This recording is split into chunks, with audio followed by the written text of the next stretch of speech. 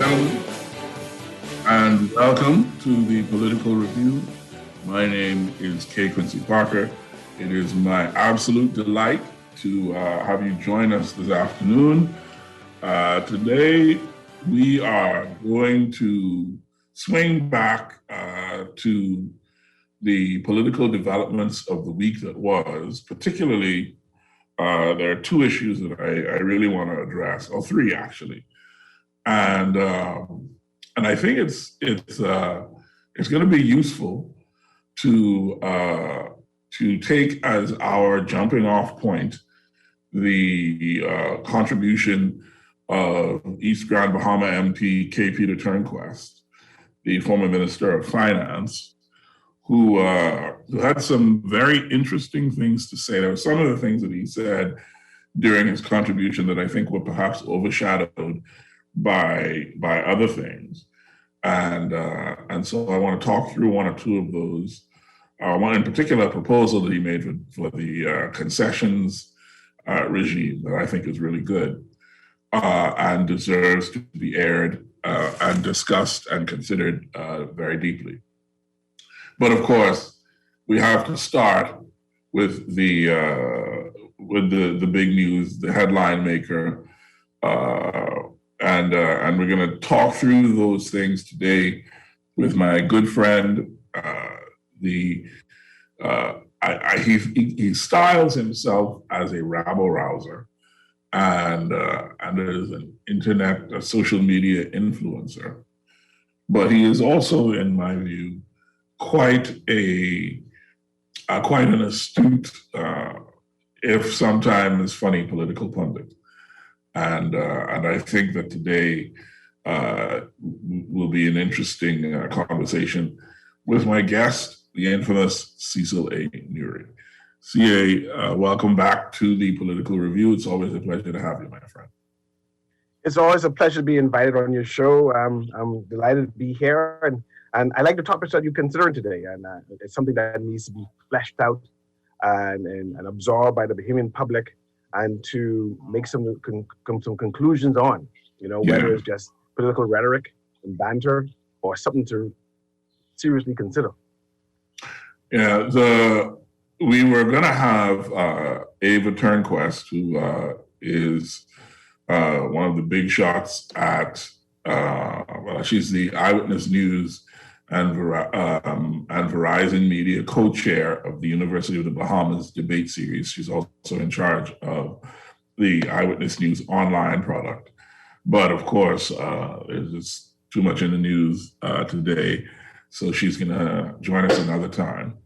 But that's okay. CA and I think, are quite capable of hashing through these things ourselves. I want to say about the University of the Bahamas debates, though, that the next one, which is scheduled for early August, is on human rights, and it's been sort of tweaked in order for the debaters to be able to address exactly the issues that we're going to be talking about today. And I think that it's going to be quite a fascinating evening to hear the debaters from the different parties express their policy and political positions on these things. So, CA, let's jump in at the top. The housing plan promulgated by Dr. Hubert Minnis, and I want to refresh your memory on it, is geared towards young professionals. What it is it's certain exemptions, like waived customs duty on building materials and appliances, and real property tax exemption for up to 2 years after the homes have been constructed.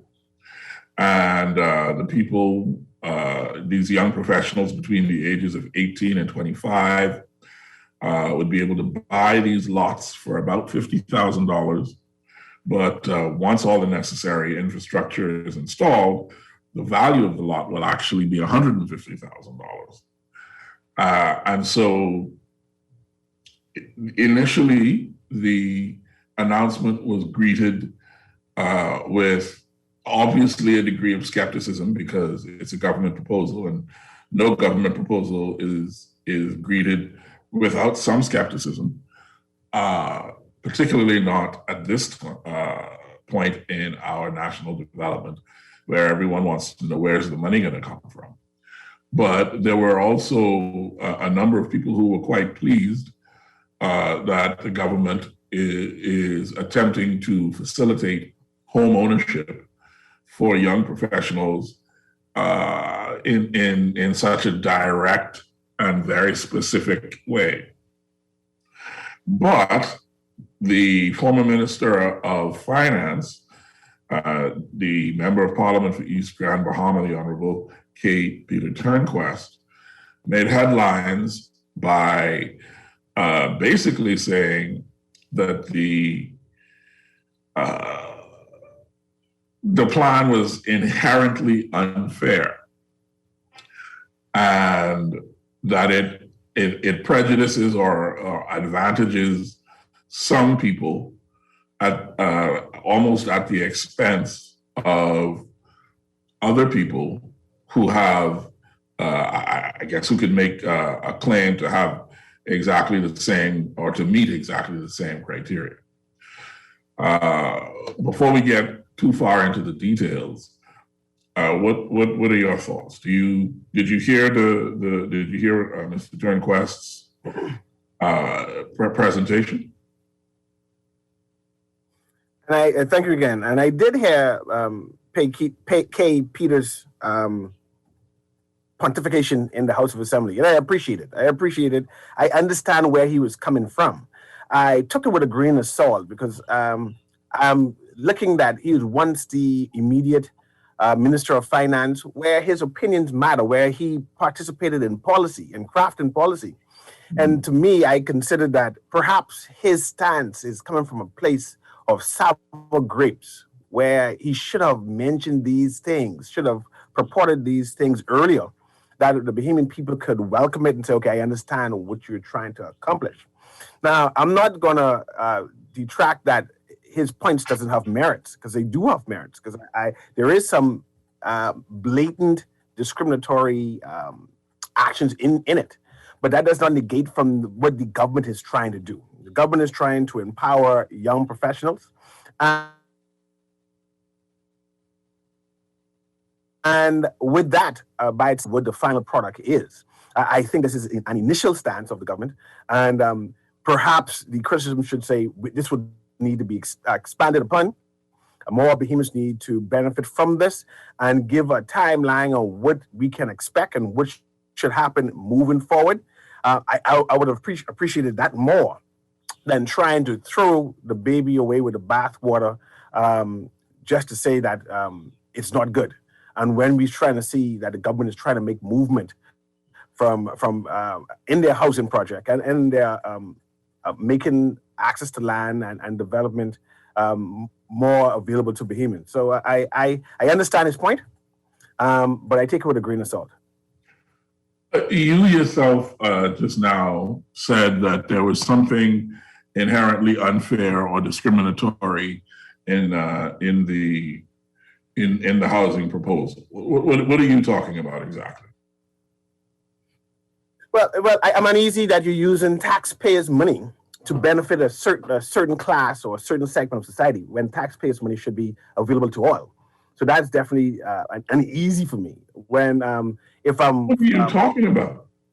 In terms of the criteria, there is limited criteria of who can apply. Are you insane? For this benefit. Go ahead, I'm listening. You must be insane. The entire No, I'm serious. I am uneasy with it. No, and I'm saying you must be crazy to be so, because the entirety of government services is that the government uses taxpayer money to provide services to a limited or by design prescribed sector of the tax base. Sandilands Rehabilitation Center is not for every Bahamian, even though it's available to every Bahamian. It is only for those who have mental and psychological disorders, but it's paid for by tax money. That is very limited. But one can go to Sandilands and receive specialized services and not be quote unquote needing a rehabilitation issues or needs. You can go there and still get general services from there. Right, and and how is this any different? Even though it's a specialized hospital. But my point I was trying to make is that on the broad spectrum of things, they're trying to empower a certain segment of No. I want to get when you're using taxpayers' money. No. When there are other persons. Cecil, I'm sorry. I appreciate where you're trying to go, but I need because I don't know that I agree with either Mr. Turnquest or yourself that this is unfair or discriminatory. So I'm trying to understand, and I'm genuinely trying to understand what it is that's discriminatory about it.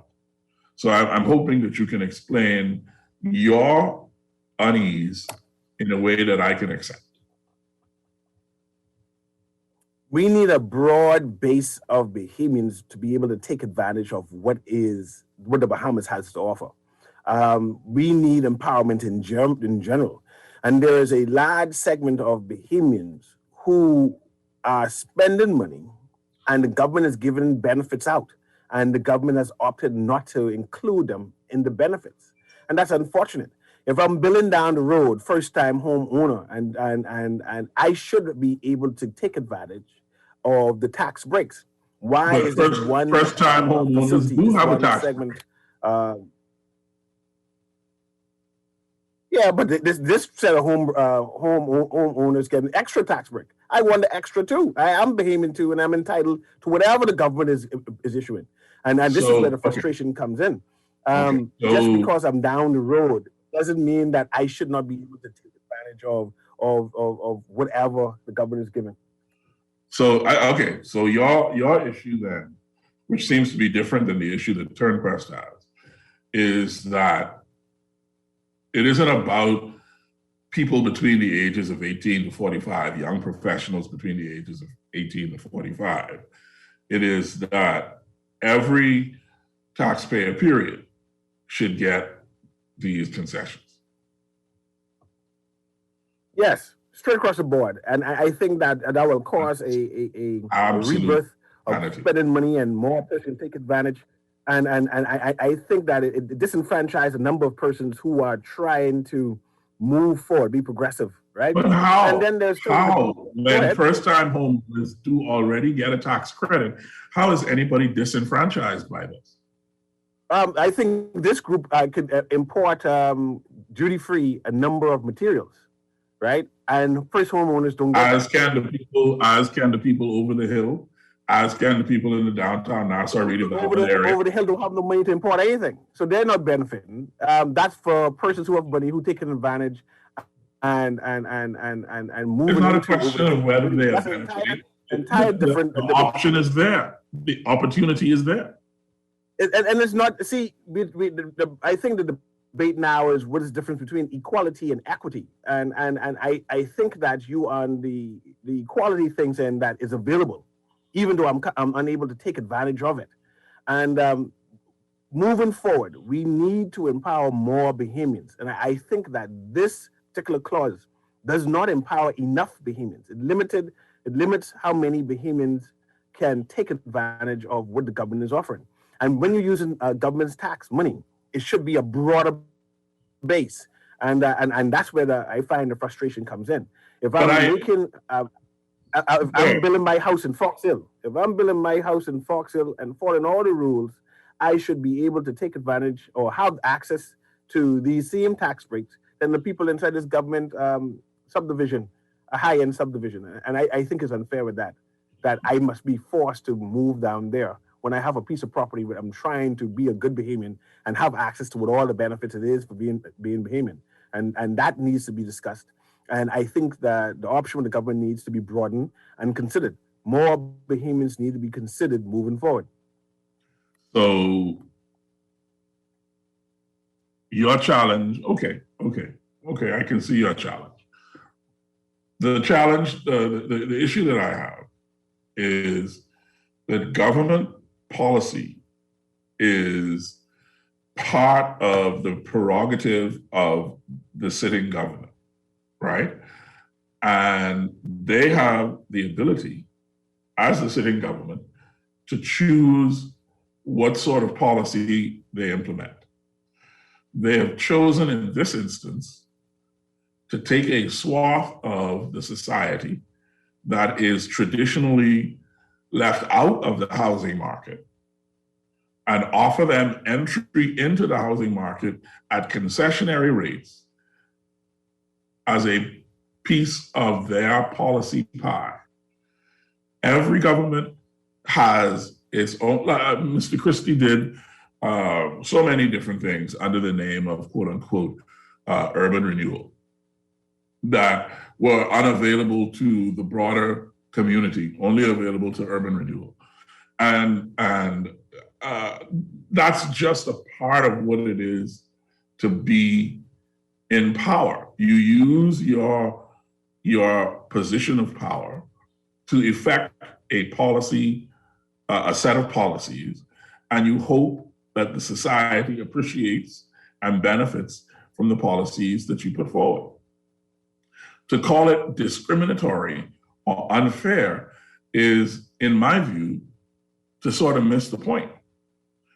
Obviously, when you as a government say, we're going to do something for the young people, and you limit the age of who can access what you are doing, for instance, at the through the Small Business Development Center, the government offered a youth incentive, youth empowerment incentive, right? They gave a grant for young people, and only people who were younger than 35 years of age, I think it's 35, it may even have been 30, were eligible to access that particular policy advantage.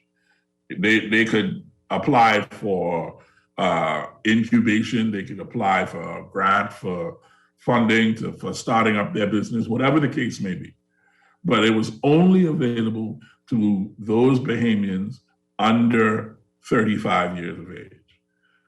And you don't hear anybody complaining about that. You don't hear anybody saying how unfair that is. Those young people got money in their hand to do something specific to empower themselves.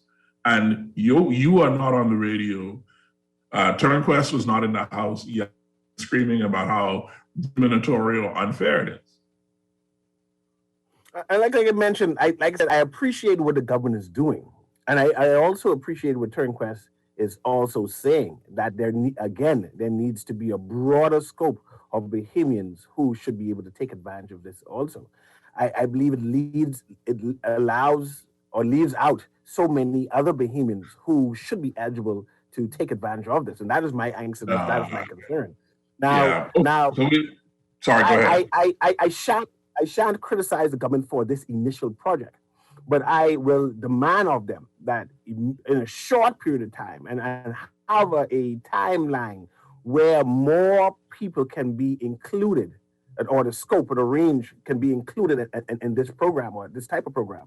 And that is also my concern, that if I'm 45 and I need to have access to this land, I should not be discriminated against because I have the money, right? It should, and I think that even though they mentioned this 18 to 40 or whatever it is, and that is also limited. I'm not sure how many persons would be able to take advantage of that, in contrast to someone who has been saving for a period of time to say, okay, I'm ready now. But you're making my point. A target. I was saying that you were making my point. A targeted policy initiative of necessity is targeted at a particular segment of the society. It isn't about whether it's unfair, it's about whether it works. And that's what we at the end what we need to find out. Will this program work? And then we will only see at the end when we see how many people apply and how many people be able to get the option. And I think that in time you'll find out that it needs to be expanded because the person who has the finance and ability to take advantage of such was not included, and that it should be expanded to include those, and then more Bahamians would benefit in the long run. See, but this is a part of the challenge that I have with that kind of thinking. Is this is not a heavily taxed country. Yes, I know you have people who talk about hidden taxes and how fees function as taxes, et cetera. Yeah, I get all of that. But the government's revenue... Most of my money goes in taxes. The money disappears somehow. The government revenue that is supposed to facilitate concessions just isn't there. So you can't, as a matter of practicality, you can't give concessions to everybody. Nobody gives concessions to everybody. And I could defer. No, I think that especially with land, and if more Bahamians get access to land, it would spur on economic development and growth. So it would be in the government's best interest to expand the concessions as more development will happen in the Bahamas through construction or through opening business. And you see that like you mentioned before, even with these urban areas, over the hill initiatives, with tax breaks, the government expects or thinks that there'll be an increase in development. Yeah, but it has to be done with some kind of judgment. It can't just be blanket access. Because again, where are you going to get money from if nobody has to pay any taxes? And not necessarily that nobody wants to pay taxes. I think that they have to. But I think Bahamians in general enjoy paying taxes. We are a society that would welcome any increase in tax. And the problem was not, and let me explain. And the problem is not that we don't want to pay the tax, because I think that we're eager to pay the tax. The problem is we don't see where our tax money is going. We don't see the benefit of paying the tax. And that is an issue where government needs to explain itself. Because it seems to be like a bottom. Let me ask you a question. Pay whatever we pay, and then we don't see the benefit of it. I have to maneuver. I don't want to make this point, Parker. I have changed 4 tires on 4 tires this week, and I'm sure I pay road tax. Surely someone should pave this road because these roads are bad. And my issue is if the roads were smooth, and they called me and say, well, we are increasing the money for the road so it can continue to be smooth. I said, man, increase it 2 falls, man, because I want to drive on a smooth road. But the issue is I'm paying these things and I'm not necessarily seeing the benefit. I'm not readily seeing the benefit. But the thing is like paying tax. So let me take you on a journey with me, right? Part of where our tax money is going is answerable by looking at how government spends money.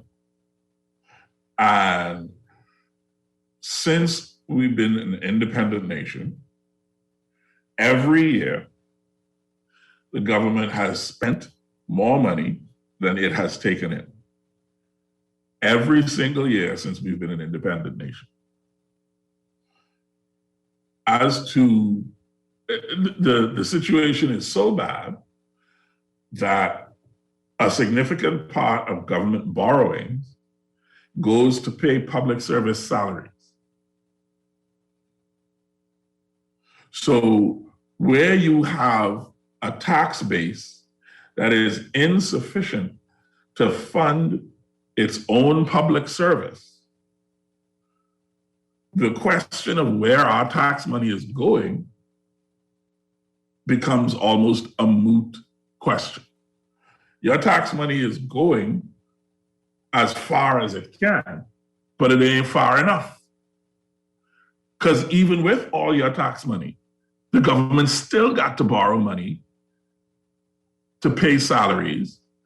There's a loan that the government of the Bahamas has from the Inter-American Development Bank for road works. There's a loan that the government of the Bahamas has from the Inter-American Development Bank for airport infrastructure upgrades. So your taxes are not enough. Our taxes are not enough. And so this idea that somehow we want to see where our taxes, out of every dollar the government spends, I will bet you money that our taxes make up maybe 50 to 60 cents out of that dollar. And the rest is borrowing. And I hear you, Parker. I hear you. And so this idea, but I don't know if you, I know you hear me, but I don't know if you really feel what I'm saying. This is my angst. Allow me. This is my angst.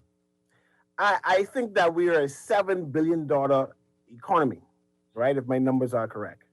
But I don't necessarily know what it takes to run the Bahamas. And I hear, and I'm listening to Turnquest in his speech that we are a non-taxable economy. I think that's the right word he used, right? And that we need to create new taxes, right? But I don't necessarily know how much money is needed to run the Bahamas. So before we have this debate on increasing the taxes, expanding the taxes, not enough taxes, we need to find out how much money does it take to manage the economy that is the Bahamas.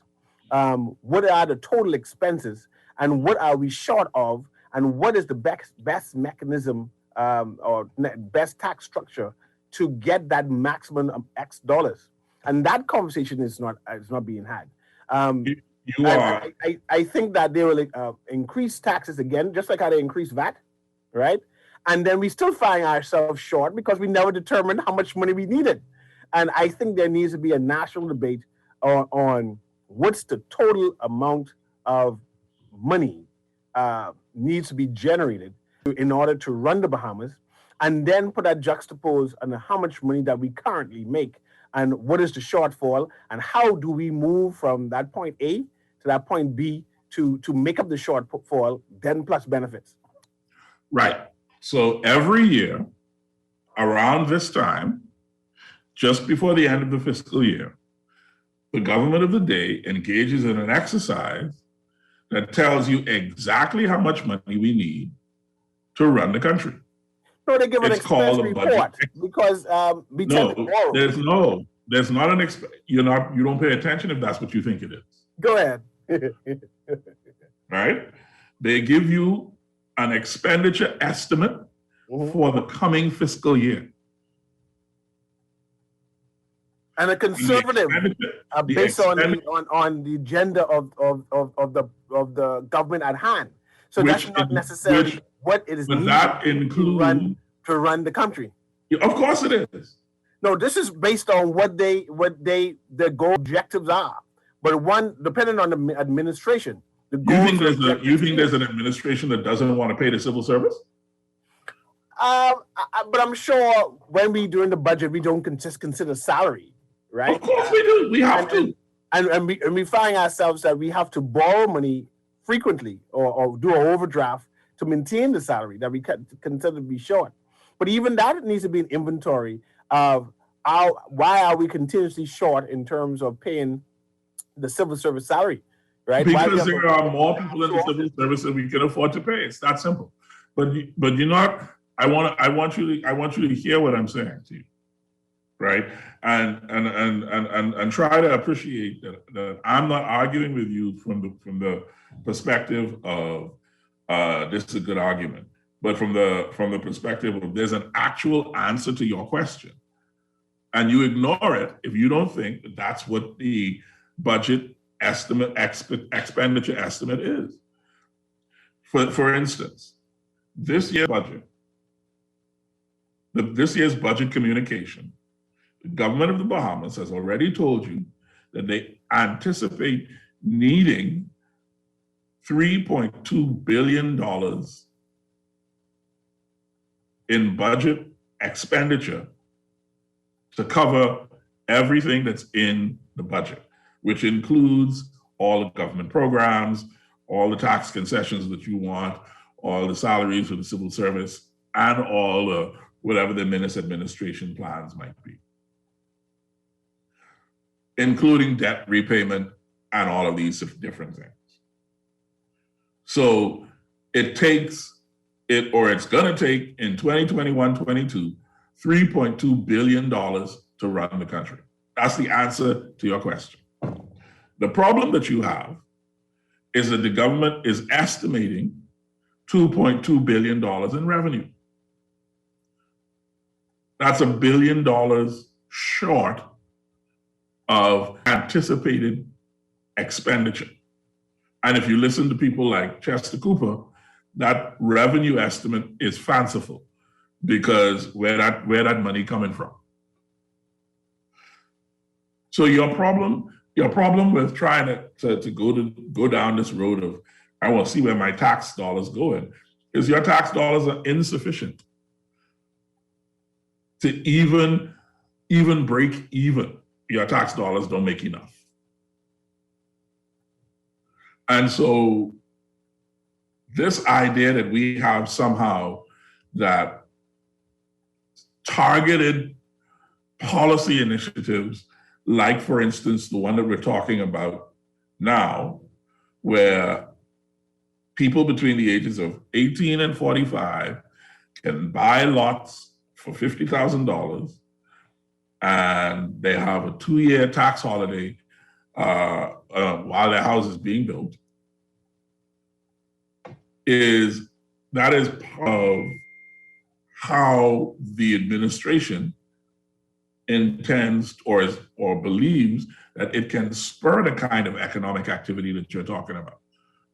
Because if these people have homes already at that much of a reduced expenditure, then they have, that's just in terms of the cost of the land, that's an extra $100,000 that they have to spend in the economy. So how is that unfair? How is that discriminatory? And I hear you. And like I initially said, I understand what the government is intending to do. And for that, I like I said, I yield. But I still appreciate what Turnquist is trying to say, that it does not allow more person to participate in such. And I'm hoping that in the immediate future, and that the government creates a timeline that they can expand such, that more humans can take advantage of these benefits. And if that doesn't happen, it is discriminatory because more people needs to get their part of this pie. And even though government is making effort, I think that they need to make a greater effort than what they're doing right now. So like I said, I won't critique and criticize the government for this initiative because I see what they're doing and what they're intending to do. But I, for one, desire more Bahamians to take advantage of it. And besides that, I find that the number of rules within this particular contract is very stringent. And I'm hoping that the Bahamians who are able to take advantage are able to meet the criteria to maintain it. To be able to must bill in 2 years and following the guidelines of what the government intended. It may be too stringent for a number of persons who want to take advantage of this opportunity. But that's not here nor there. But I think that government needs to consider such and make it easier for Bahamians to move forward for these things. Yeah, I hear what you're saying. And I heard what Peter said, fair, I guess, for full disclosure, I consider Peter Turnquist a friend. And I thought he was a great Minister of Finance and a good MP. I know you like taxes. Always talking about taxes. But you all may eventually learn. There are many different solutions to our issue. Creative solutions to our not enough money in this economy issue. But one of the inescapable issues is that there will have to be a reform in the tax code. We have to pay more taxes. It's that simple. I agree with you that Bahamians deserve to know to the cent every tax dollar goes, and that is what the cabinet ministers who are responsible for government expenditure should be doing with their budget addresses. They should stand up and tell the people, we raised X, Y, Z in taxes and road fees, and those taxes paid for us to pave X roads and drain such and such sewers to prevent roads from flooding, and raise this many seawalls along this coast to prevent the roads from becoming unstable due to ocean ingress and so on and so forth. That's what we should be hearing.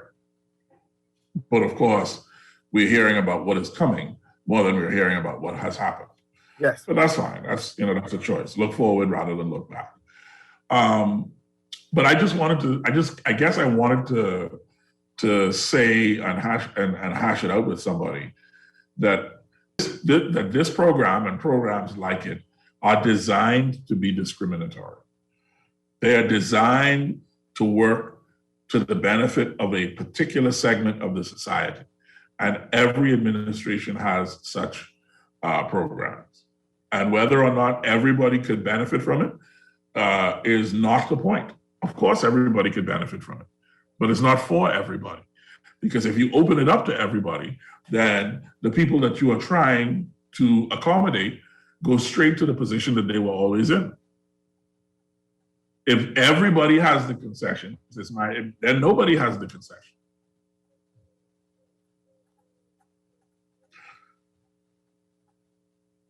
If everybody is special, CA, nobody is special. We all special people. And that's why none are special, exactly. I just want more Bahamians taking advantage of it. And I think that a good gentleman who in fact is building his home for the first time should be able to take advantage of some more of these concessions. And I'm hoping that in the immediate future, the government expands to empower those people as well. And like I said, I appreciate what they're doing. So I don't want to criticize and say that it's a bad plan. I understand what they're doing. I'm just saying that it needs to expand to encompass more Bahamians. And I'm hoping that happens in an immediate future, sooner than later. All right. You are, anyhow. I'm just going to leave this here. Yeah. There is an entire regime of concessions for Bahamian residents or Bahamians in terms of building and owning homes and real property in the Bahamas. If you know what's available, all you have to do is look. This idea that you seem to have that first-time homeowners can't benefit from concessions is wrong. All they have to do is go to bahamascustoms.gov.bs or inlandrevenue.finance.gov.bs or even bahamas.gov.bs and look up first-time homeowners or first-time home builders and see what concessions are available.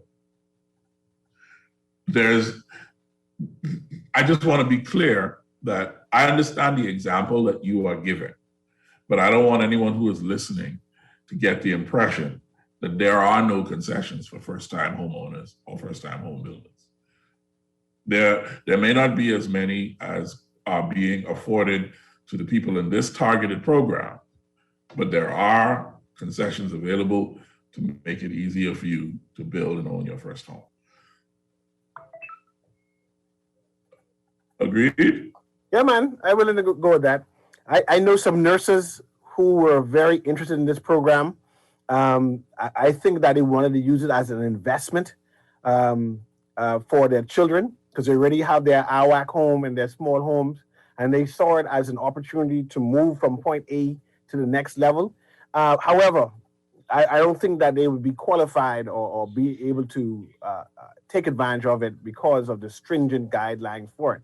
Like I said, I was contacted by at least 6 nurses who were excited and eager and said, "Oh, this is them," and I find that they're now frustrated because of the limitations.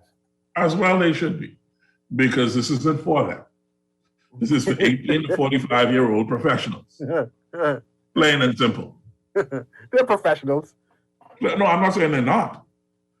I'm saying I probably could guarantee you the ones who call you are older than 45.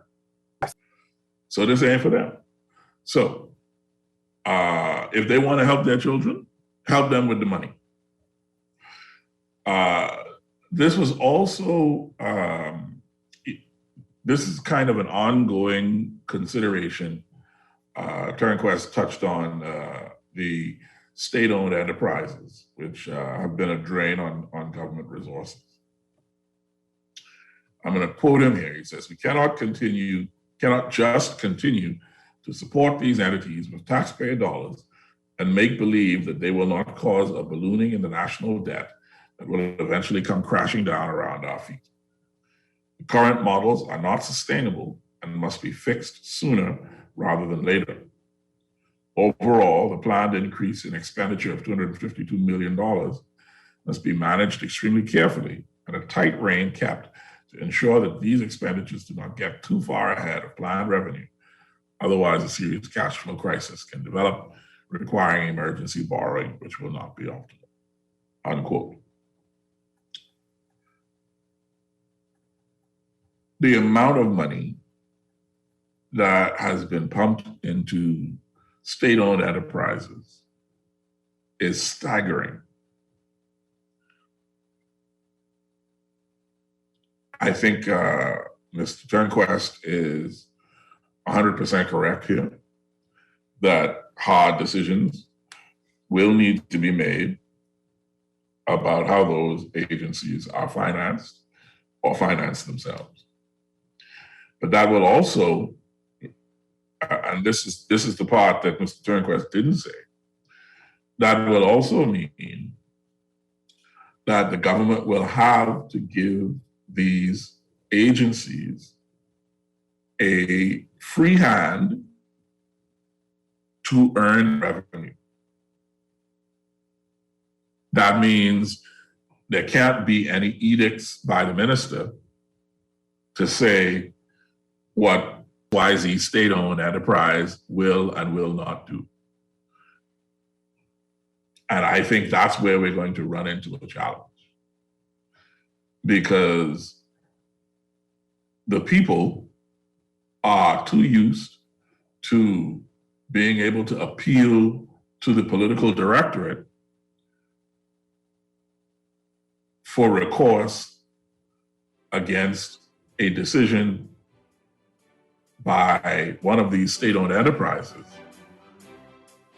And when we come back from the break, I would like to get your thoughts on that point of view. This is K. Quincy Parker, joined by C.A. Newry today on the Political Review. We're going to take a short break. And when we come back, what should the government do with these state-owned agencies and enterprises? And how will the Public Management Act and the Public Finance Act, I believe they're being debated in the Senate. I'm not sure. I have to find out where those two pieces of legislation are. But they make some serious changes with state-owned agencies. So we'll talk about that on the next side of the break. And then we're going to get into a conversation about the shanty towns. And so we'll talk about all of that on the other side of this break.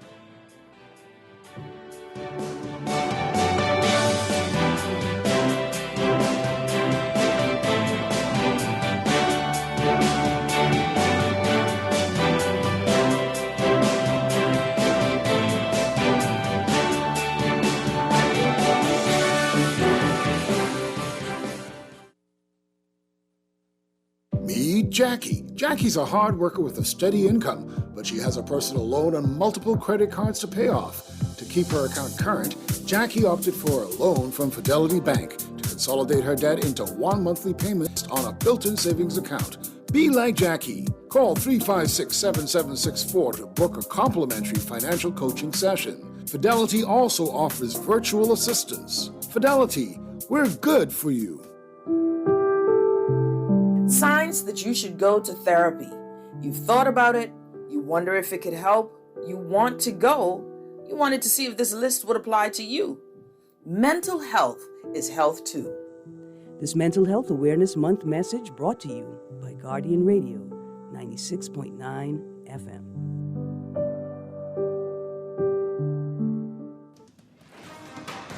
The Nassau Guardian has delivered news and views that matter since 1844. Now, the Nassau Guardian app is available at your fingertips. Download it at Google Play or the App Store. Get the best in news and commentary from the most trusted newspaper in the country with the Nassau Guardian app. This is Guardian 6.9 FM, Nassau, Bahamas.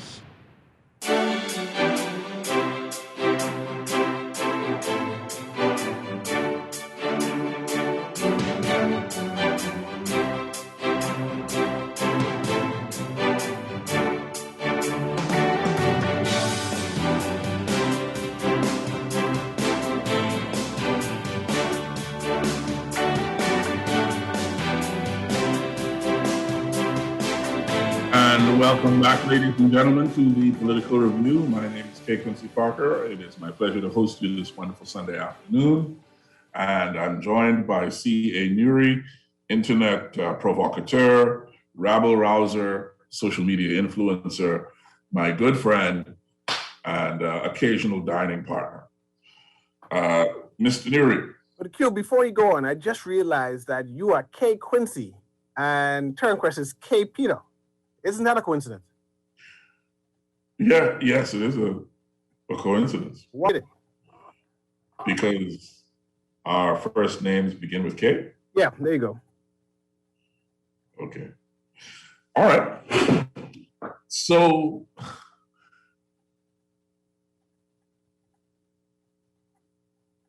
government agencies, no, let me rephrase, state-owned enterprises, which are not government ministries, Bahamas Air, Bahamas Power and Light Company Limited, Water and Sewerage Corporation of the Bahamas, Broadcasting Corporation of the Bahamas, et cetera, et cetera, et cetera. We are used to the word subvention. And whenever you see subvention, usually you're talking millions of dollars. What do you think we should do? And before we start this dialogue, we need to be intentional, and our government needs to be intentional.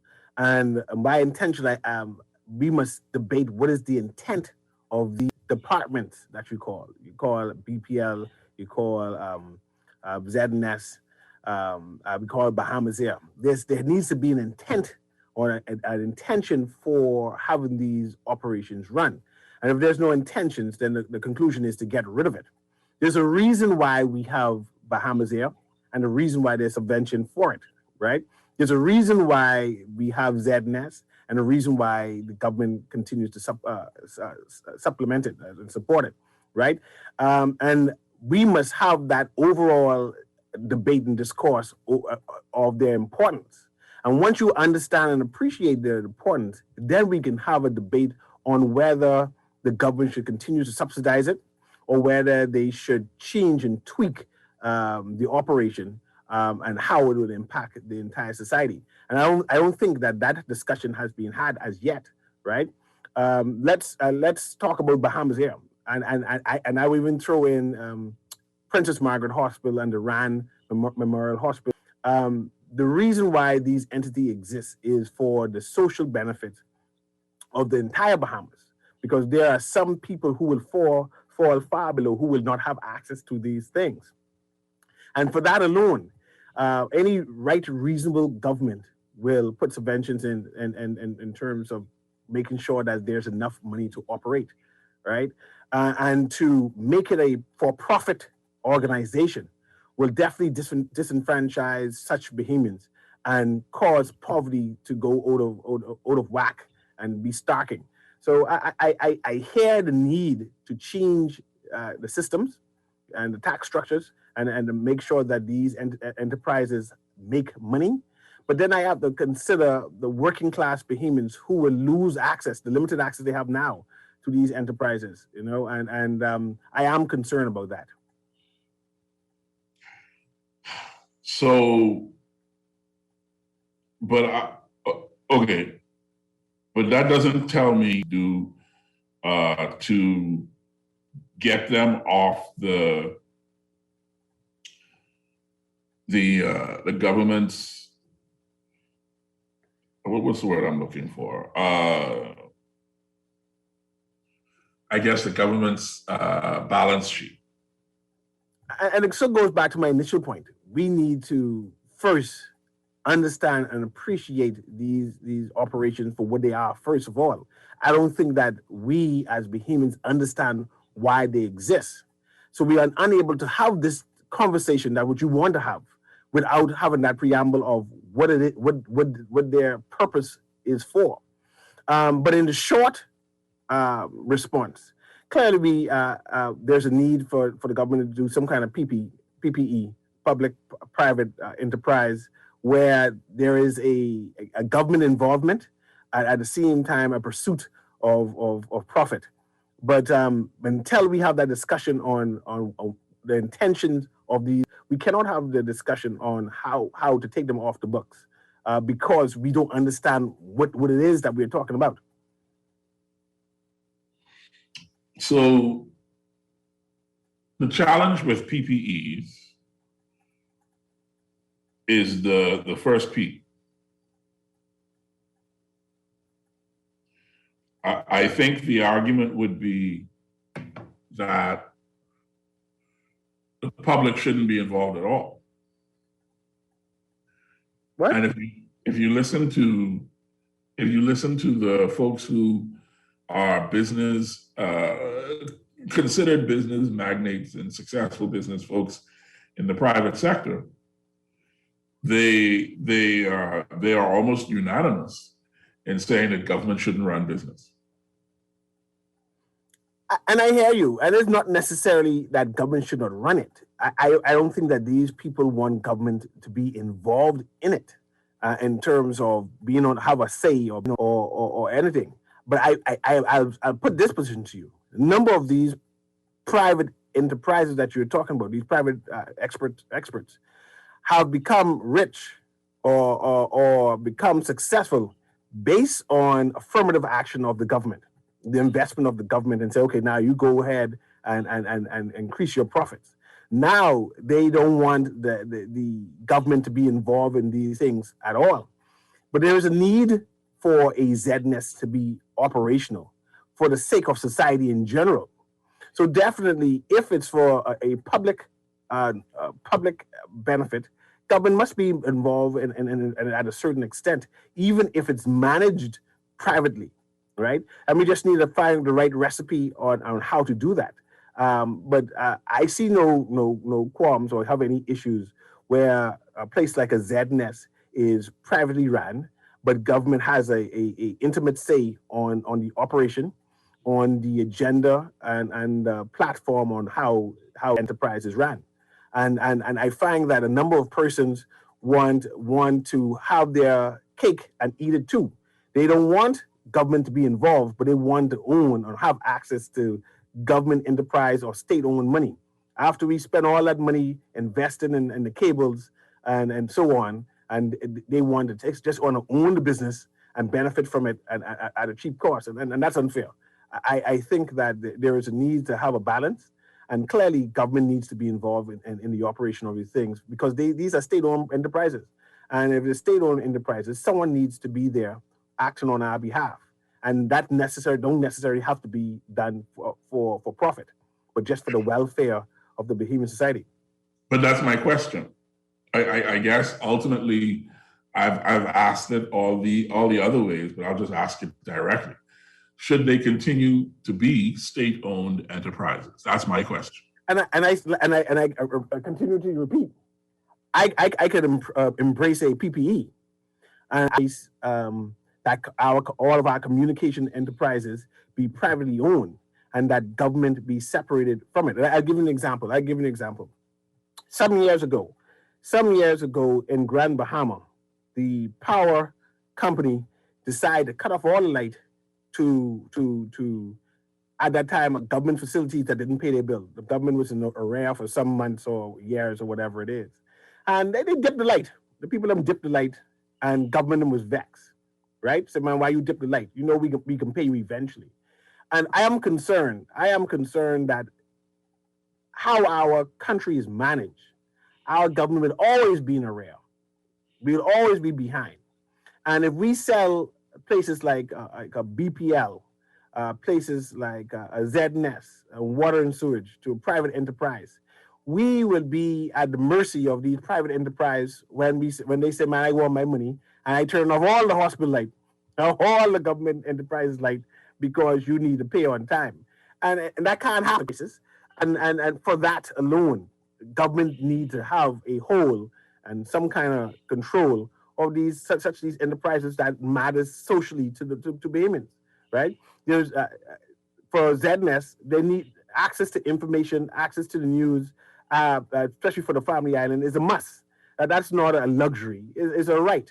And then for government to give that right up, saying that ZNS needs to make money, that'd be unfortunate, because it'd be at the detriment of people in Maguana who are listening, and their only access to what's happening to the mainland is through that business.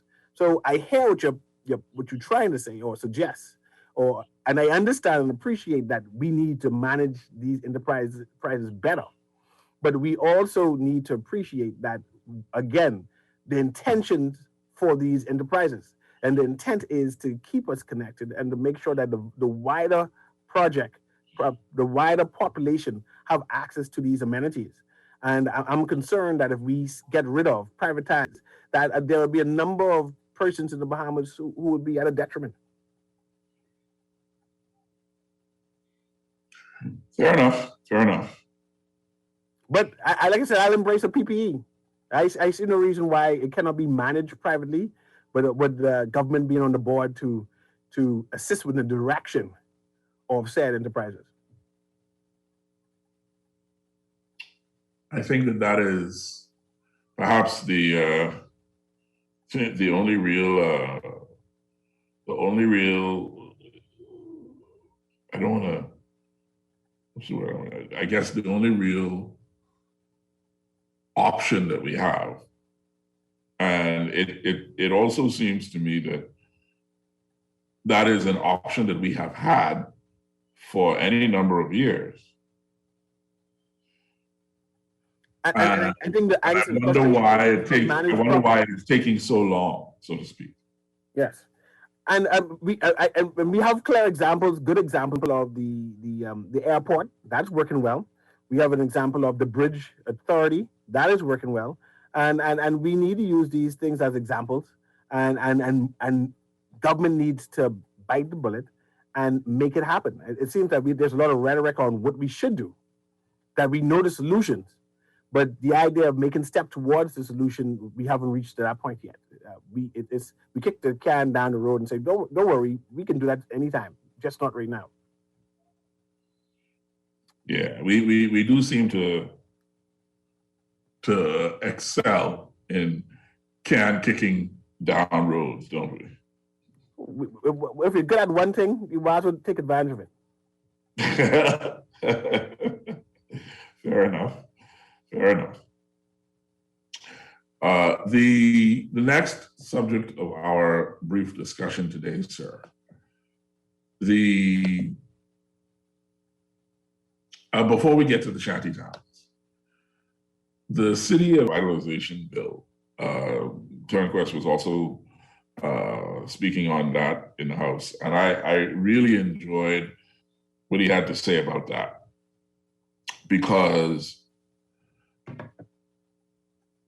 we are now going around that particular circle yet again. And anyone who can look downtown objectively can tell you that none of the downtown revitalization efforts have borne the kind of fruit that was anticipated. And so when Turnquest says the current legislation has yet to produce a tangible solution for revamping Bay Street, particularly east of East Street, God help us, or God help them, I agree 100%. I'm going to quote Peter here. He says, "I remind us of the definition of insanity. Truthfully, without an incentive and a concession, nothing will happen seemingly, and these properties will be passed from generation to generation in their current condition." He touches on something there, Cecil, that I suspect we're going to get back to. But I want to continue to quote here. "I propose for consideration a carrot and stick approach. Grant the extension of the concessions for 1 year, 2 years max if you feel pressed. And if development happens, extend it for the full 5 years on application. If it does not happen in a year or two, the concessions should fall away and the full tax becomes due retroactively to July 1st, 2021. I agree with that approach 150%.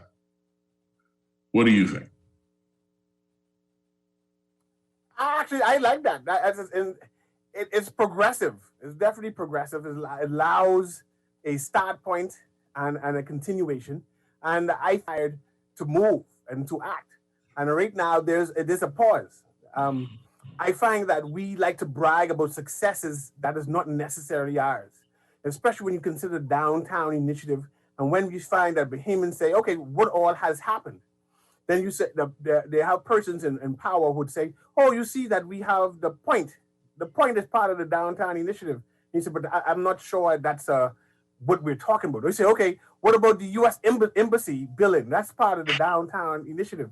And you start questioning whether they understand your angst or your concern, because they seem to be manipulating the narrative to include foreign enterprise when we're looking for something local, a local market and local development.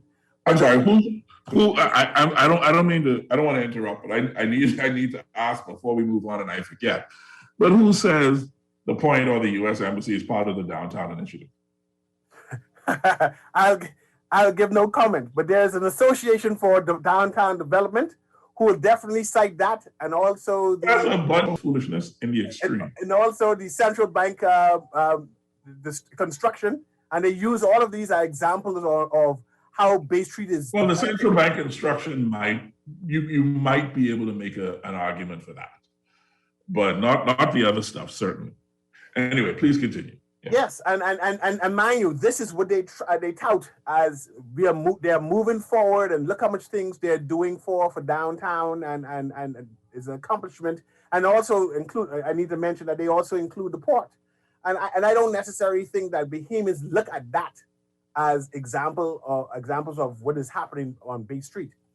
So that narrative needs to be corrected, and we need to understand what is it that the Bahamians want to see for downtown, and have us included in that dialogue. And I don't necessarily think that we are included. We are. But Cecil, I mean that exercise has been done at least twice before.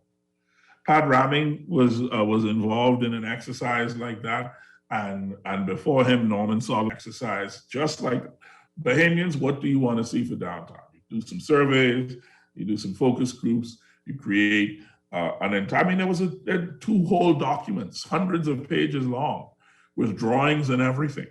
They're talking about what Bahamians want to see downtown.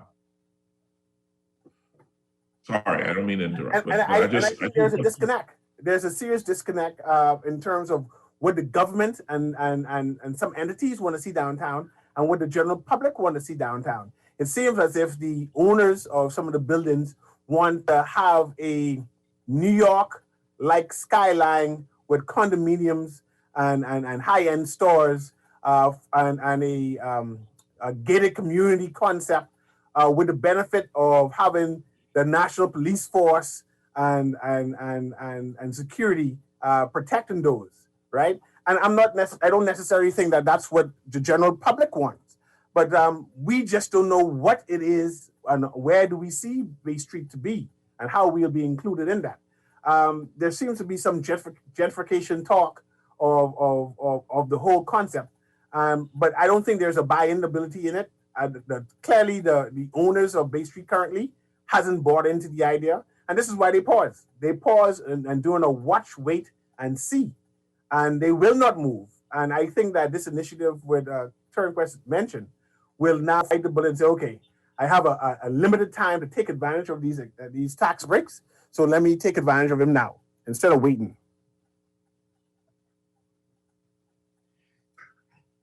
Yeah, I think that's the idea that taxes will become retroactive, that the full tax burden becomes retroactive if you don't improve, should lead to some kind of actual movement down there. But I mean, the problem of downtown is money, isn't it? Because the families that own those buildings are only concerned about having their rent paid. They're not concerned about anything else. And I suppose as business people, perhaps they don't need to be. But given that downtown is more than just an area where some people have property, but that it is the gateway, to our not just to our economy, but the gateway to our community. It just feels like there should be more of a robust involvement by the government in forcing the kind of change that people want to see downtown. And I use the word force deliberately because the last 30 years has demonstrated quite clearly that without the stick, the owners of those families are not interested in the carrot at all. And perhaps we need to change the narrative in terms of how we go about with the discussion, because you mentioned Norman Solomon, then you mentioned Pat Ramming and talks about with the owners of these properties. The conclusion is the owners have to conclude that they have to do nothing, that they're willing to wait, they're willing to, they have the money and the means to keep their buildings shuttered for as long as they want. Sometimes 10, 20, 30, 40 years is being closed, and they're prepared to wait another 30, 40, 50 years to open, and that the government must come their way no matter what. So the government needs to be innovative and inventive in terms of how they approach them. I don't know if these buildings pay property taxes. I don't know if there are any arrears, but surely we can start from there by publishing who owns these buildings, so the public, the general public, know who is the persons who have their buildings shuttered for these long period of time and making no direction of building. And also, the government needs to make sure that these persons are paying their taxes. And there clearly needs to be a city governance of the District of Nassau or Bay Street proper, where we can demand of these owners that a particular building must meet a particular standard to remain there. Because these people clearly are prepared to ignore the government, to ignore the initiatives, to ignore the plans, and we continue to ignore them ignoring us. And we need to bite the bullet now and make some decisions moving forward. So what Turnquest said, it was bold and innovative, long way. And the question is whether the government will embrace any of those suggestions. And we must also appreciate that the sponsors of political parties own Bay Street. you tend not to want to rub your sponsors in any kind of wrong way. So perhaps that's another reason why Bay Street hasn't changed much and why they continue to brag about things that has nothing to do with them and any initiative. Their needs, I've seen there are one or two businesses that remain open and continue to try to invest, and government needs to commend them, give them some benefits, to let them know that we appreciate what you have done over the years, that you remain open, right? And definitely there needs to be public discourse, allowing the public to understand the frustrations that the government and the Bay Street Initiative is having, so we can know how to react to the frustrations moving forward. Yeah, I think that you raise sort of the dark shadow in the background, the political considerations, because as long as politics is tied to money, things like this are definitely going to be constant considerations. And I wish that we could figure out a way, but that's naive. We won't even finish that statement. Name and shame. Start off with that. Start off with naming and shaming of these persons who own these buildings that are dilapidated. I mean, it's like, I used to live out east, and on the Eastern Road, there were these buildings these homes that were just falling down. And it was clear that whoever owned them was just waiting for somebody to come and pay their exorbitant asking price. And as the new money came into town, whether that's, new bank executives, people who came in to work in financial services, new offshore, whatever,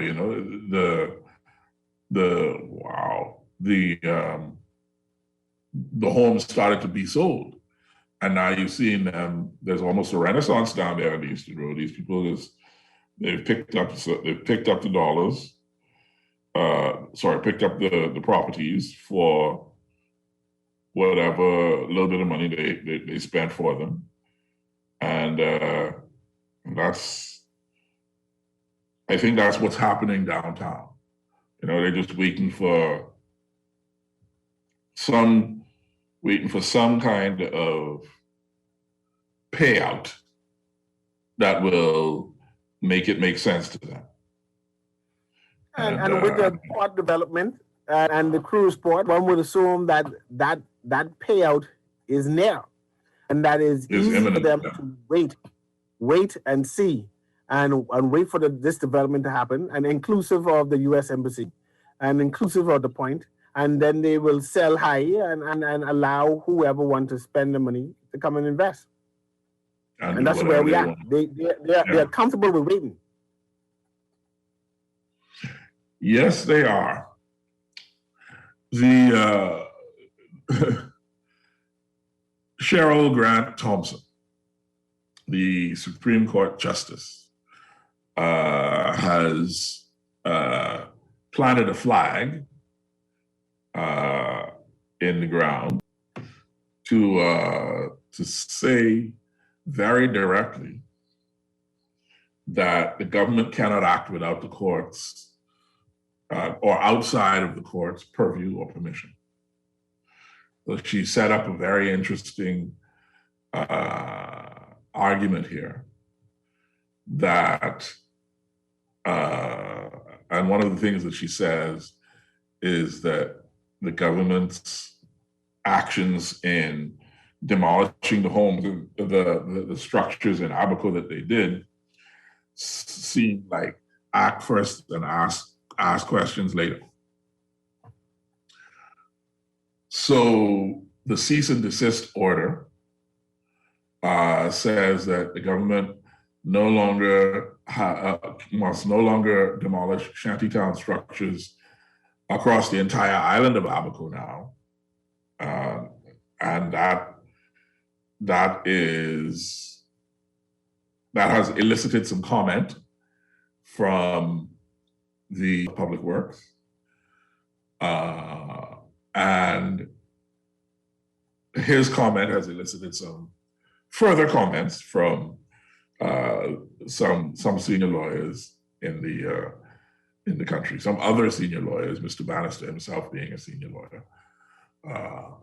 So I come to you as a man with his ear to the ground to tell me, how are people feeling about this ruling?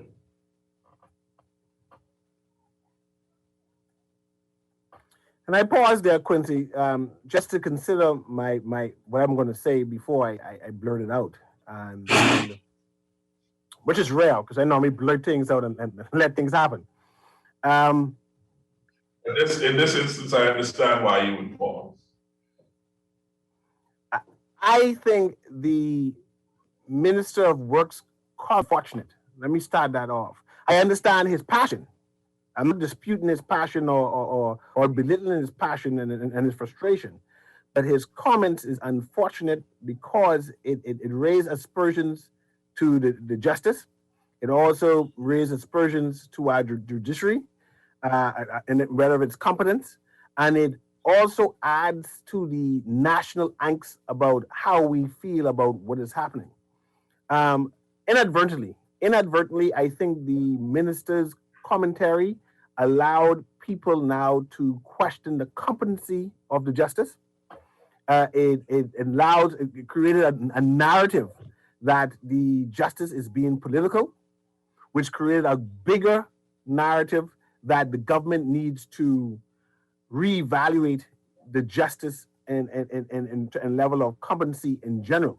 And all of that stemmed strictly from the minister's commentary, which made it unfortunate. I appreciate what the justice said. The injunction was in place for a reason because there's a ongoing court case going on. The injunction was clear that the government will not demolish any structures, and also that nobody to build any more structures. The government took it upon themselves to go and demolish some of the structures because there was a breach. There was a breach by persons in Abaco who breached the injunction that the justice made. However, and the Minister of Works being a senior lawyer, he knows that when one party disobeys a judge, you go back to the judge and make the judge aware, and then you make an order to enforce your side, the law in general. But he has said that there's no need to go back to seek permission from the judge because I guess her opinion doesn't matter, that only theirs. And this is where the angst and the disconnect came in. The justice reestablished her authority, said that you know better. You know what it is that you need. I'm not stopping you from doing your job, because she make that loophole, the caveat that governments are entitled to demolish anything you want.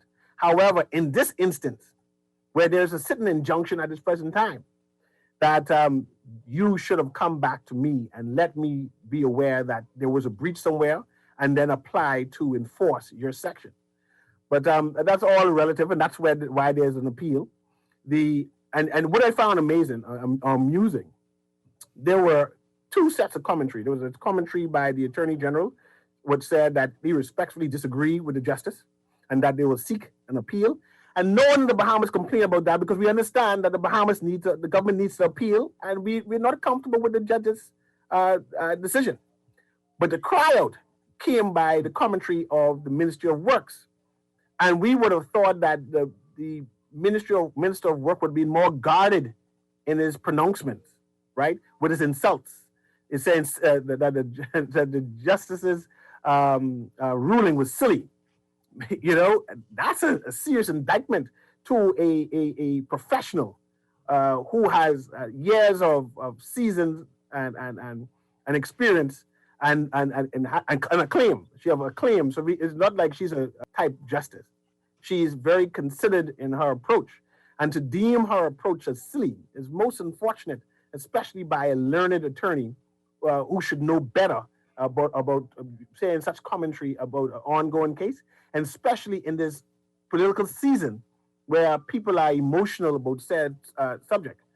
And now that has stemmed on to him interpreting that because of what the justice said, that it's a free for all, and now put the fear of God into Bahamians and made it more emotive that a certain set of people will go and build wantonly anywhere. And this is why we should be angry, because now we cause a national crisis. And it's most unfortunate that he used that type of talk to create fear mongering amongst Bahamian people, especially at this political time where there's a lot of heated emotions, especially in Abaco. What I find more concerning, and if you give me a couple more seconds, apparently the persons who are living in these shanty towns are Bahamians. And I use that broadly because I'm going by reports of the last census by Dion folks that a number of persons, either Bahamian or have right to be in the Bahamas or some kind of national status, right? That these persons are Bahamian in quotes. And my concern if these are poor Bahamians living inside these shanty towns, government has a duty of care to these people. That if you break their homes down, and I'm not saying that you shouldn't break it, there should be agencies willing and waiting and having the access to these services immediately. And I'm not sure or I'm not comfortable in, that is happening. That the person structure is bulldozed today and shelter and be comfortable. I'm not necessarily sure that is happening, especially if these people are Bahamian. And I'm not sure what is the correct narrative here. Is this an immigration issue? Is this a public works issue? Is this an environmental issue? And that debate also needs to be clarified. If it's an environmental issue, then there should have been a report on specific report showing that yesterday or after we evaluate the land content, that there had been some kind of environmental spill or whatever it is. I'm sure it hasn't been presented. And if it is a structure issue, then there should have been an eviction notice. Then we need to investigate whether the persons have title. If they don't have title, did they apply? And all these goes through the judicial system and not wantonly concluded. So when you put all of these together, you find that there are some checks and balances that did not happen, that makes the utterance of the Minister of Works even more concerning, because some checks and balances should have happened, and makes you wonder who is the incompetent one in all of this debate. Mr. Neary, are you calling the Minister of Works incompetent? Not to his face.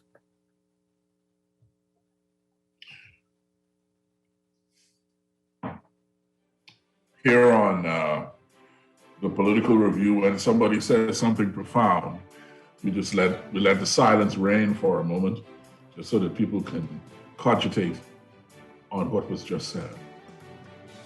And my concern is, God forbid the... Whoa. No. Mm-mm. You call the man. Give me a second, because I'm going to call and say another word. No. You get a second. We got to take a break now. But no, let me say this.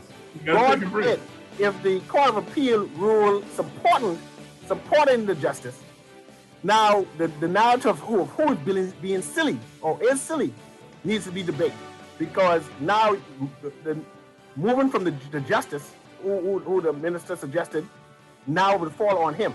So I'm very concerned that this has to be a must-win. The government cannot lose this, because now it calls question the competency of the minister and how he interprets things. Ladies and gentlemen, we are going to take a break right now. While we are taking this break, you may cogitate upon the statement of one C.A. Neary vis-a-vis the competence of one Thomas Desmond Bannister, the Minister for Public Works in the Commonwealth of the Bahamas. We'll be right back on the Political Review.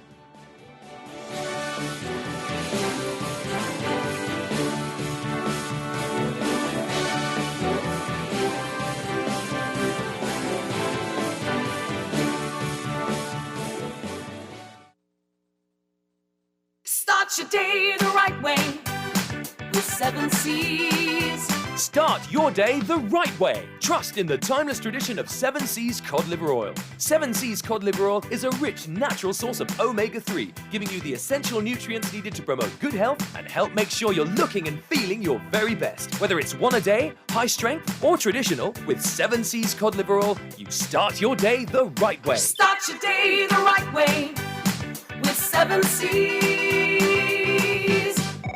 Hello, sir. Your credit card bill is due. Hello, sir. It's time for your monthly loan payment. Tired of creditors pounding at your door? Sign up for a debt consolidation loan from Fidelity Bank and consolidate your debt into one low monthly payment. What's more, you will also earn interest on a built-in savings account. The pandemic has curbed many freedoms, but at Fidelity, our focus is to help regain your financial freedom. Visit a branch or speak to Fidelity Bank at 356-7764. COVID safety measures in place at all branches. Fidelity, we're good for you. Beulah gal, can you believe this? We are now the patrol queens of the neighborhood. We now large and in charge. So we need to check out what's going on in everybody's yard. What about that gun that we know that Junior and his homeboys just ran out? Can we report that too? Of course we can. But we could be in deep trouble if they find out. We need to report what we see, Beulah. When you call Crime Stoppers, they just answer your call in Miami. So then we can report everything? Guns, where they hiding the drugs, who shoot who part of which gang, or who disturbing the peace with the loud music and the motorcycles. Then our neighborhood will be the best in the Bahamas, and every house price will go up, gal. So what we waiting on? What's the number? If you see something, say something. Let us all pitch in and stop the crime before it's your time. Call 328-8477 from Nassau or 242-300-8477 from the Family Islands. Or text us through the Crack Crime Bahamas app. Stop the crime before it's your time. This is Guardian Radio 96.9 FM, Nassau, Bahamas.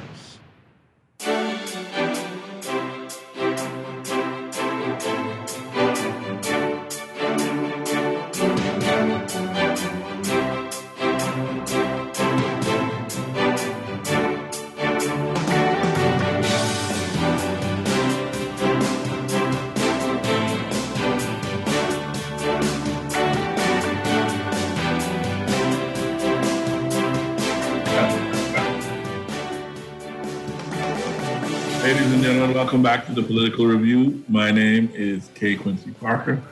I am chatting with C.A. Nuri, who's the Minister of Public Works. And we're going to move on from that for now. Although we placed a marker in the sand so that should it be required, we can come back to that moment and see whether or not Mr. Nuri would stand by his rather provocative claim. Let's take it outside the realm of the back and forth between Justice Grant Bethel and Mr. Bannister. And let's address the question that you asked earlier about what type of issue this is. I don't think it's that reductive. I don't think it's that simple. It's not just a housing issue or just an environmental issue or just a property issue. I think it is complicated because they are involved in the shantytown phenomenon. I don't think any reasonable person would disagree that there is a deleterious environmental effect, as well as the dangers of the structural instability of these residences, these buildings, quote unquote, as well as the theft of electricity and water services that causes a drain on government revenue and an extra burden on the taxpayer. So I don't know that you can say whether it's just one kind of thing, Mr. Nuri. And that's one of my concerns. I don't necessarily know what is the correct debate. In terms of the thieving of electricity, water, sewage, and whatever it is, that is a topic about corruption and corruption to the highest level that such thing can exist. Because it's impossible, isn't it? It is impossible for anyone to steal electricity for a long period of time without the powers that be being notified and it immediately cease, right? So the idea that that continues shows that there is corruption and internal corruption in our system that we need to correct. Because the power has to be coming from and going to some place, and from some place, there needs to be a bill. A bill exists. Right. A bill exists, and somebody is writing off that bill, or somebody is seeing the bill and ignoring it, and because it's not invisible. It's not something that you can ignore. It's something that exists. You don't steal electricity directly from the company. I mean, I suppose one could, and those people are prosecuted as those cases arise. You missed the lamp pole. You saw the lamp pole. They definitely are stealing electricity directly. Anyway, okay. Oh, see, I'm trying to say there's a lamp pole there. Go ahead. Someone put the lamp pole there. But anyway, I digress. My concern is that. So you yourself are accepting the complexity of the argument that you're putting forward. That you're trying to also make simple at the same time. My conclusion is the government has been complicit, and the government is responsible for what is happening. They're using the residents who are benefiting from the complicity of the government as the scapegoat. There are persons in this area who have work permits. It's impossible to have a work permit without a fixed address. It is impossible. How was it issued? You cannot say, I've been living in a shanty town, therefore I can have a work permit. There are persons who received their permanent residency and citizenship, and they needed a fixed address. And they listed shanty town on the application. And they got their permanent residency and their citizenship with the term shanty town on it. Something is wrong with that. You know, there are persons who go and get contracts to do government construction and making bids, and they ask, where is your address? And they put on the application shanty town, and they're getting government contracts. And then later on, the government comes and says, okay, we're going to build but you can't, okay, wait, I can let you say all the other stuff, but I can't let you say, I cannot let you say that people put shantytown on their fixed address and get a government contract. Okay, I can put that in the comments. You cannot say. No, they put something.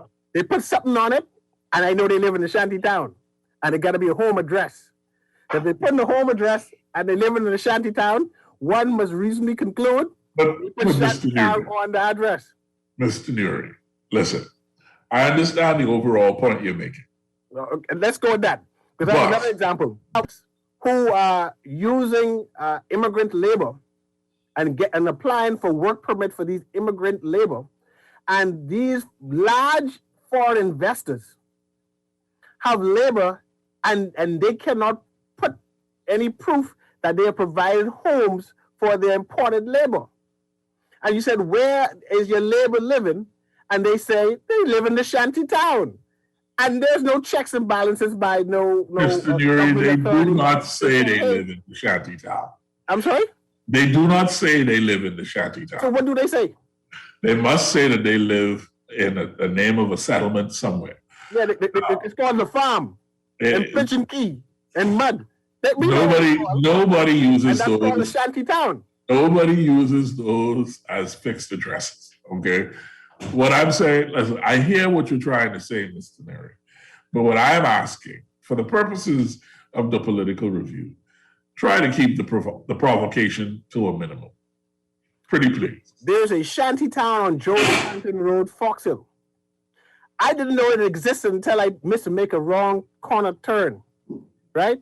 And this is about 40 acres. You know, we have a minister. And I use this loosely, so make sure that I keep this Guardian gig.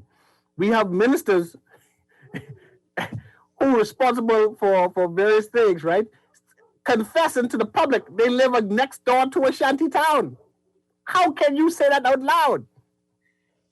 How can you tell the public you live next door to the illegal operation and it still exists?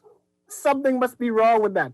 How can you confess that you are a minister and you know that shanty towns are in your constituency? You are having a wonderful time, Mr. Nuri, and I do not begrudge you your wonderful time.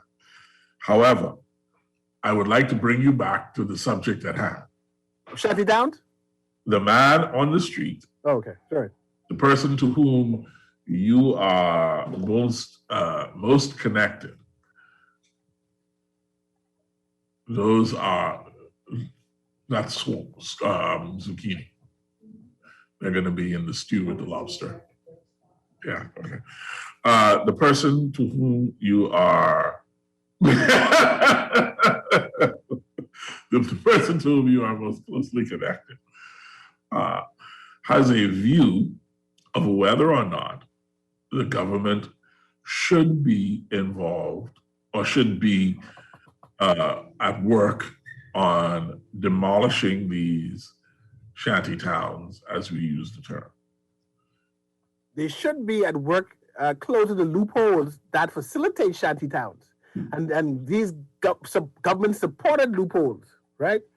I'm not sure if you saw the video where in the shanty town they had these. Mr. Nuri, I'm sorry. I really am trying. No, Cecil. I'm sorry. CA, no, CA. I'm sorry. No, CA. Listen, I mean, it was so heavy. No, sir. We are not. No, sir. You didn't see the generators? We are not doing that. We are not doing that, Mr. Nuri. It was the big set. No, sir. Absolutely not. It lighted up the whole community. No, sir. Not a day like it. No, sir. Sorry. You didn't see it. You are not. I have the clip. Hold on, let me find you. Mr. Leary, you are not allowed to say that the loopholes that exist. Check your phone. That the loopholes that exist. You see the video? That you cannot say that they allow the creation of shanty towns and government-supported loopholes. That is not true. How can you even say that? It's clear and blatant. That's why I'm able to say it. And it is not clear and blatant. On the street are not listening to the hypocrisy of the government, and they are frustrated. Mind you, they appreciate what the government is trying to do because there's a need to deal with shanty towns. We don't want to have nobody living in the shanty towns. We believe that the shanty town is a front to what we look at as being Bahamian, but we realize that the government is playing with our emotions, and they're playing with our emotions during this political season, and they have no intentions of dealing with the shanty towns because the shanty town problem stems from them. At one point in time in our history, after the Hurricane Dorian, Abaco had no immigration problem at all. It was solved. They had no shanty town problem at all. It was solved.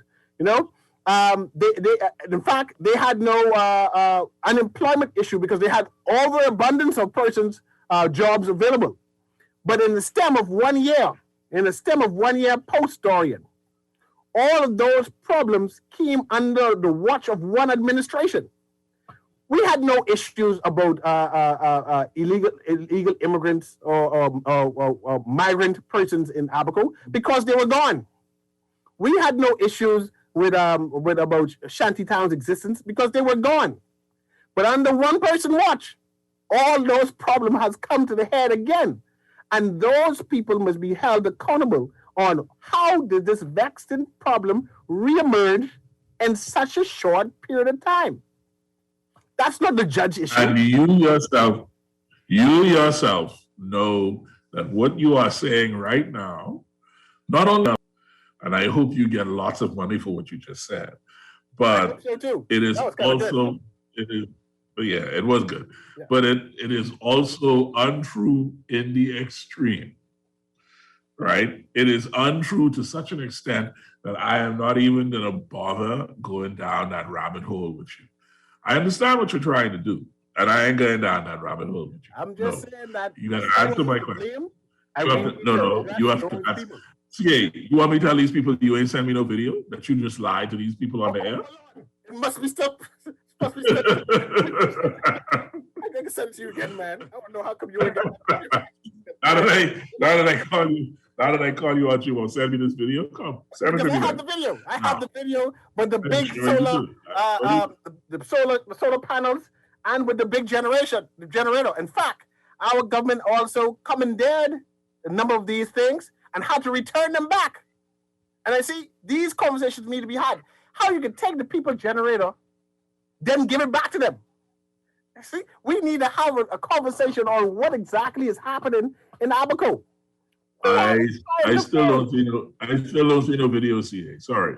Because so moving on. They try to forward. Right, it's my fault. Sure. It got to be somebody's fault. It can't be mine. Exactly my point. In your view, it got to be somebody's fault. The fact, so to walk away from the wonderful sensationalist place that we have been for the last few minutes, I would like for you to seriously say to me what you think the feeling of people is regarding the government demolishing these shantytowns. The Bahamian people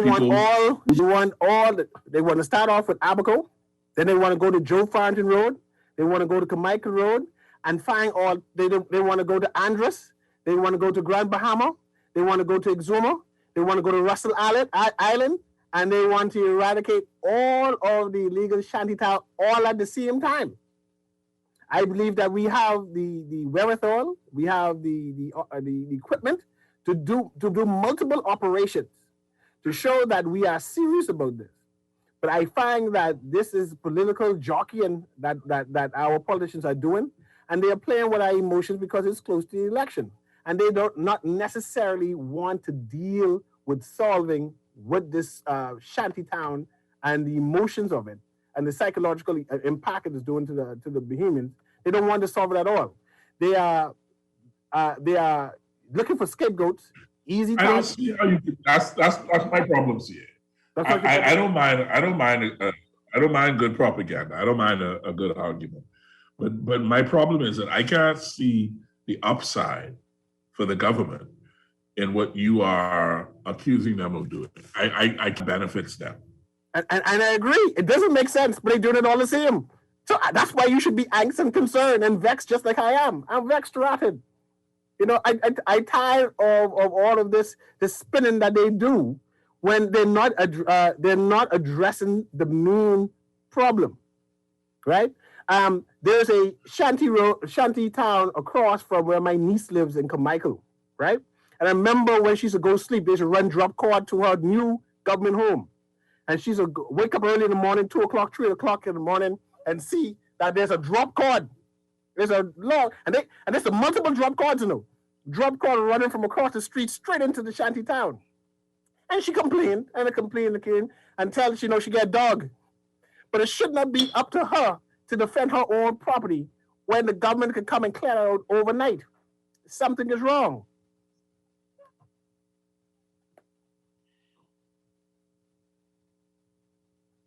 I like that you are content to lay this at the feet of the government rather than at the feet of the Bahamians who supply the land for these shanty towns to be built on.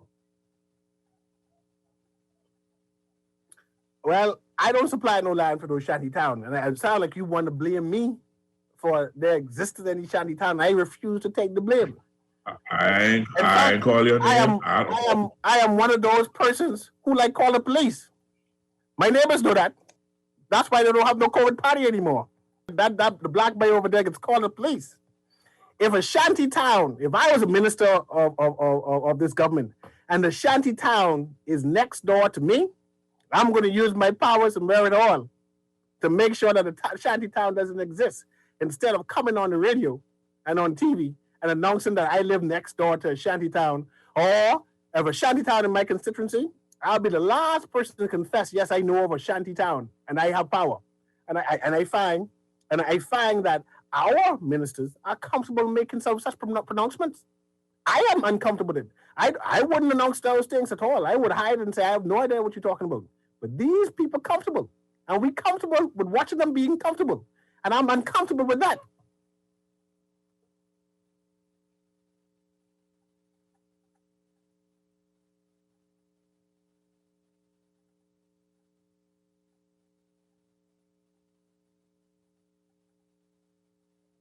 But I was kicked off the show. I'm still here.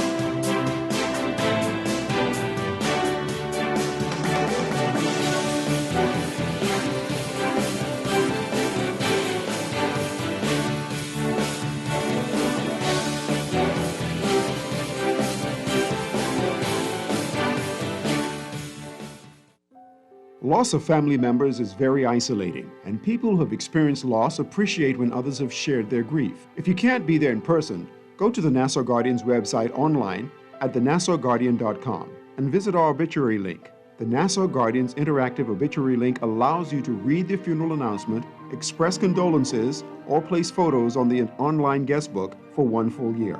Losing a loved one is painful, but that pain isn't the worst thing to happen. Friends, loved ones, colleagues, and neighbors who ignore the loss compound the pain.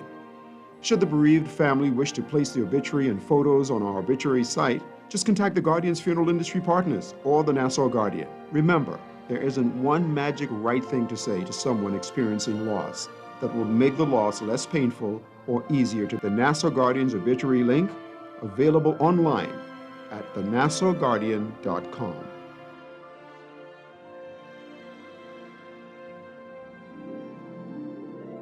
Start your day the right way with 7 Seas.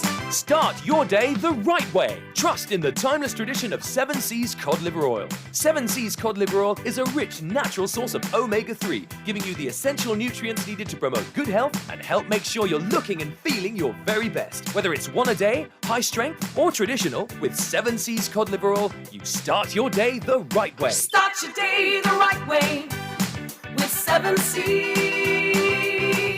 This is Guardian Radio 96.9 FM. Fresh news, smart talk, all day. This is Guardian Radio 96.9 FM, Nassau, Bahamas.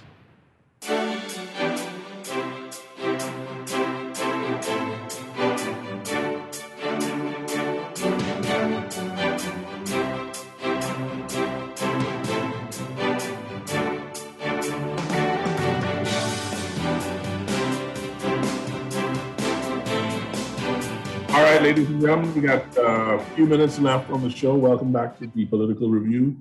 My name is K. Quincy Parker. I'm joined by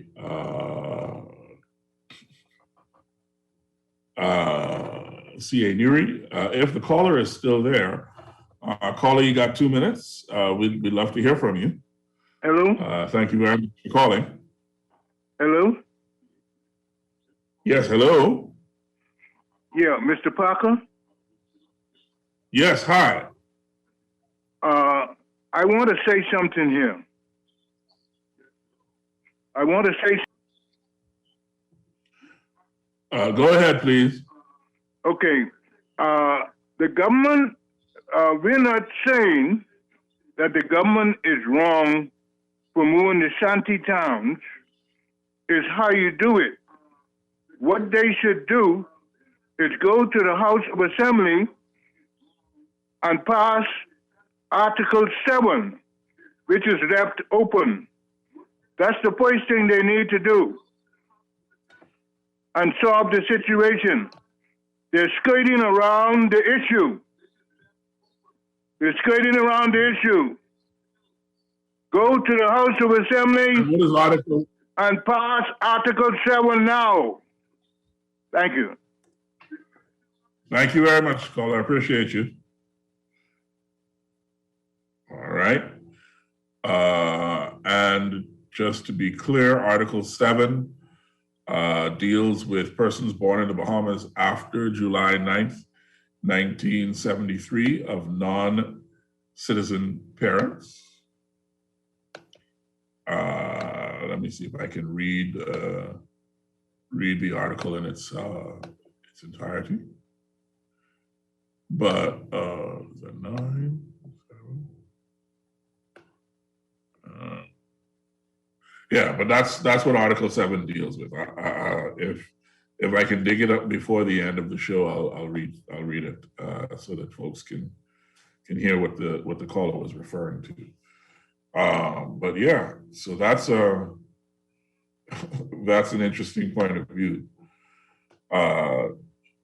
Mr. Neri, any thoughts on what the caller had to say?